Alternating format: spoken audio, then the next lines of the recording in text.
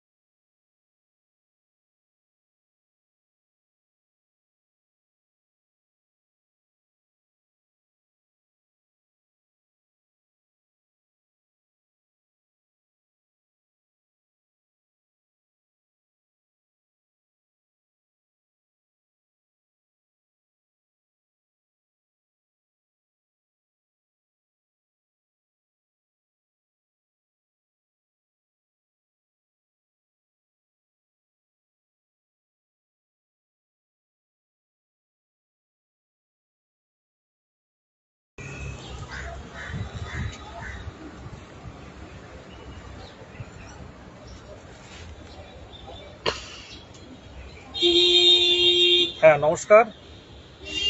2022 সালের টেট উত্তীর্ণ 23 জেলা টেট উত্তীর্ণদের কাছে আজকে একটা স্বস্তির একটা কিছুটা হলেও স্বস্তির রায় হলো যে বিএডরা টেট উত্তীর্ণ 2022 সালের বিএড দিয়ে যারা টেট উত্তীর্ণ হয়েছিল তাদের ক্ষেত্রে তারা নতুন নিয়োগে অংশগ্রহণ করতে পারবে না। খুব ভালো রায়। এবং এটা লাঞ্চের পরে আবারও শুরু হয়েছে, অলরেডি শুরু হয়েছে। আমরা একটু বাইরে বেরোলাম, তো দেখা যাক পরবর্তীর অর্ডারটা কি আসে দিনের শেষে। তবে সাথে সাথে এটাও বলার, এই দিনটা আজকে আমরা সুপ্রিম কোর্টে গেছিলাম। অনেকেই আজকে গ্রুপে যারা নতুন জয়েন্ট হয়েছেন তাদের জন্য বলছি, সুপ্রিম কোর্টে গেছিলাম, যেখানে এই গ্রাউন্ডে সেম গ্রাউন্ডে ওখানে ক্লারিফিকেশনটা নিয়ে আসা হয়েছিল। তো সেটা হাইকোর্টে অনেকটাই ক্লিয়ার হয়ে গেল। কিন্তু সামনে আমাদের বড় মামলা যেটা হচ্ছে ইন সার্ভিস, সবচেয়ে গুরুত্বপূর্ণ। এগুলো গুরুত্বপূর্ণ, সমগুরুত্বপূর্ণ।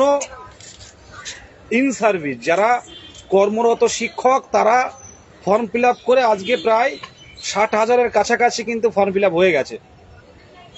তো সেই পদক্ষেপ কিন্তু অলরেডি নিয়েছি।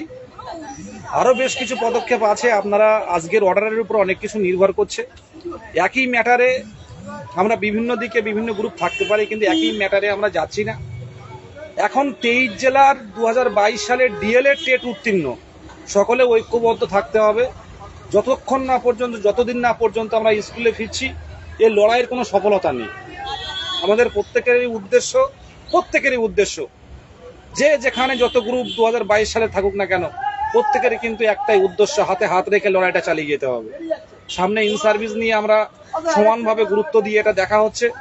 এবং সাথে সাথে এনওএস যারা ঘুরপথে যারা করেছে, এনওএস ইনভ্যালিড নয়, এনওএস ভ্যালিড, কিন্তু যারা সঠিকভাবে সঠিক প্রসেস মেনটেন করে যারা করেছে তারা নিয়োগে আসতে পারবে। কিন্তু আমাদের দিক থেকে আমরা চেষ্টা করব পয়েন্টগুলো তুলে ধরবো। আজকে কলকাতা হাইকোর্টে 23-25 কয়েকজনকে সাথে দেখা হয়েছিল। তো বেশ কয়েকজন একটু বললো তোমরা রাগারাগি করছিল, কিন্তু তার মধ্যে একজন এসে বললো, বিদেশদা তোমার জায়গায় আমি থাকলেও আমিও এই চেষ্টাটা করতাম। আর দেখো, কিছু করার নেই, প্রত্যেকেই নিজের নিজের জায়গা থেকে চেষ্টা করছি। 23-25 যারা 23 পাস, খুব অল্প সংখ্যক বলছিল যে এটা তোমরা একটু দেখতে পারতে, ছাড়তে পারতে। তো আমাদেরও খারাপ লাগে, কিন্তু প্রত্যেকেই চাইছি, এত কম্পিটিশন। দেখুন, দিনের শেষে প্রথম থেকেই সেই 2023 সালের মার্চ মাস থেকে একভাবে কিন্তু পড়ে আছি, জায়গাটা একভাবে পড়ে আছি। যতদিন না পর্যন্ত আমরা স্কুলে ঢুকছি ততদিন পর্যন্ত কিন্তু এই লড়াই কিন্তু জারি থাকবে।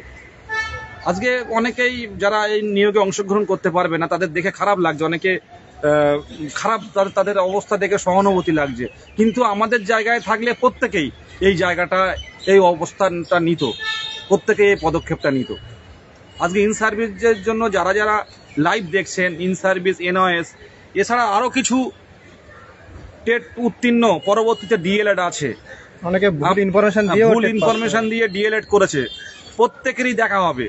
একটা কথা বললাম, প্রত্যেকেরই দেখা হবে।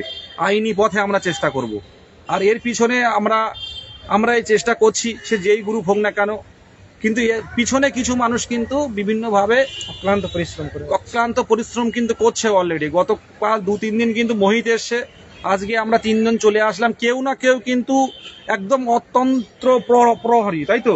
অবশ্যই অতন্ত্র প্রহরীর মতো কেউ না কেউ কিন্তু কাজ করছে। আজকে কেন আসলাম বলুন? আজকে ইন্টারভিউ তো সবাই যখন বাড়িতে পড়াশোনা করছে প্রত্যেকেই, কেন আসছি? এখন আসছি যে কি হচ্ছে বাস্তবে দেখি, সামনের দিনে সেইগুলো পদক্ষেপগুলো নিতে হবে। আজকে শেষ পর্যন্ত লড়াইটা ধারাবাহিকতা, লড়াই প্রত্যেকেই করে, কিন্তু ধারাবাহিকতা খুব কম জনের মধ্যে আছে। তো দেখুন, সামনের দিনে ইন সার্ভিস নিয়ে পদক্ষেপ নেওয়া হবে, এনআইএস নিয়ে আইনি পথে চেষ্টা করা হবে। এছাড়াও অন্যান্য কিছু যারা পরবর্তীতে ট্রেনিং করেছে, লক্ষ্য আছে আইনি পথে চেষ্টা করব, কোনো ব্যক্তিগত কোনো আক্রমণ নয়, আইনি পথে চেষ্টা হবে। শুধু বলো ইন সার্ভিস নিয়ে প্রত্যেকে ফান্ডিংটা করুন।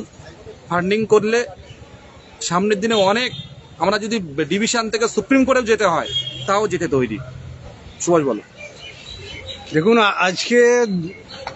আজকে আমাদের ফর্ম ফিল আপের লাস্ট ডেট, সেখানে মাত্র 10:37-এ 54,896 জন অলরেডি ফর্ম ফিল আপ করেছে। তাহলে বুঝতেই পারছেন যে ফর্ম ফিল আপের হারটা কী হারে বৃদ্ধি পেতে চলেছে। আর আমাদের ভ্যাকান্সি কত? 13,421টা। তাই যারা অবৈধ, আজকের মহামান্য হাইকোর্টের রায়ে 2022 সালে যারা বিএড দিয়ে ফর্ম ফিল আপ করেছিল, সেই রকম প্রার্থীরা আমাদের ইন্টারভিউ প্রক্রিয়া অংশগ্রহণ নিতে পারছে না। এর একমাত্র হাতিয়ার হয়েছে, কাজে লেগেছে সুপ্রিম কোর্টে। আমরা গিয়েছিলাম 2 দিন ব্যাপী, দেখেছেন যে লড়াই আমরা দিয়েছিলাম, যে বিএড ক্লারিফিকেশন মামলা, সেই মামলার যে ক্লারিফিকেশন আমরা নিয়ে এসেছিলাম, সেই হাতিয়ার আজকে আমাদের কাজে লেগেছে। আমরা 23 জেলার স্বার্থে, সার্বিক স্বার্থে আজকে বিএড দিয়ে টেট উত্তীর্ণ তারা আজকে আমাদের সঙ্গে অংশগ্রহণ করতে পারছে না। এটা 23 জেলার যারা সাধারণ প্রার্থীরা আছে, যারা চাকরি প্রার্থী, তাদের সবার সাহায্য, তাদের সবার অক্লান্ত পরিশ্রমের ফলে আজকে এই জায়গায় আমরা দাঁড়িয়ে আছি। আগামী দিনে আরও লড়াই হবে। যারা অবৈধ কাগজপত্র দিয়ে দেখিয়ে ডিএলএডে টেট পাসে বসেছে, টেটে বসেছিল, সেই সমস্ত ক্যান্ডিডেটদের আমরা বাতিল করব। তার জন্য চাই আইনি পথে আমাদের দেখতে হবে, আইনি পথে আমরা চেষ্টা করছি। তার জন্য ফান্ডিংটা একান্ত প্রয়োজন। আপনারা সবাই এই সময়টা, এই উপযুক্ত সময়টা সংঘবদ্ধভাবে থাকবেন। সে যে কোনো গ্রুপে থাকতে পারেন, কিন্তু সংঘবদ্ধ থাকুন। আর লড়াইটা আমাদের হাইকোর্ট থেকে সুপ্রিম কোর্ট পর্যন্তও দিতে হতে পারে, সেই জন্য আমাদের সদা প্রস্তুত থাকতে হবে। আর কিছু বলছি না, দেখা হবে আবার কোনো লড়াইয়ের ময়দানে।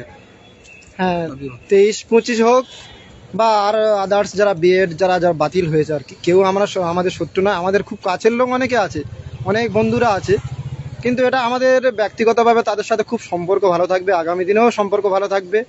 এটা আইনিগত দিকভাবে এটা একটা প্রক্রিয়া হয়েছে আর কি। আইনি দিক আইনি দিক তো আর আমরাও কিছু বলতে পারি না, তারাও কিছু বলতে পারে না। জাজ যেটা মনে করবে সেটাই অর্ডার, এবং সে পয়েন্টগুলো আমরা তুলে দিয়েছিলাম আমাদের দিক থেকে, ওরা ওদের দিক থেকে তুলে ধরেছিল। সেক্ষেত্রে কেউ কারোর বন্ধুত্বটা আমাদের থাকবে সারা জীবন। আর একটা বিষয় হলো প্রায় 60,000 হয়তো পার হয়ে গেছে এতক্ষণ ফর্ম ফিল আপ।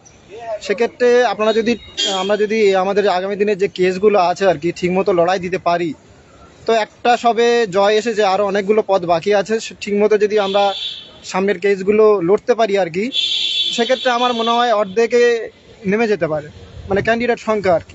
কত কমলো বলো? সেক্ষেত্রে আমাদের 13,421 ভ্যাকান্সিতে এর লড়াইটা অনেকটা একটু সহজ হবে। তো লড়াইটা যে খুব সহজ হবে তা না, ভ্যাকান্সি বৃদ্ধির জন্য আমাদের আগামী দিনে কর্মসূচি থাকছে আর কি। খুব হয়তো 1-2 দিনের মধ্যে আমরা ঘোষণা করব।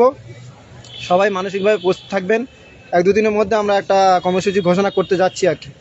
তো বলবো আমাদের এই কেসগুলো লড়াই করার জন্য যে ফান্ডিংটা দরকার সবসময় বলে আসছি, আপনারা একটু ফান্ডিংটা দেবেন এবং বন্ধুবান্ধব যারা আছে পাশাপাশি সবাইকে ফান্ডিংটা দিতে বলবেন। চলো আগামী দিনে আরও অনেক,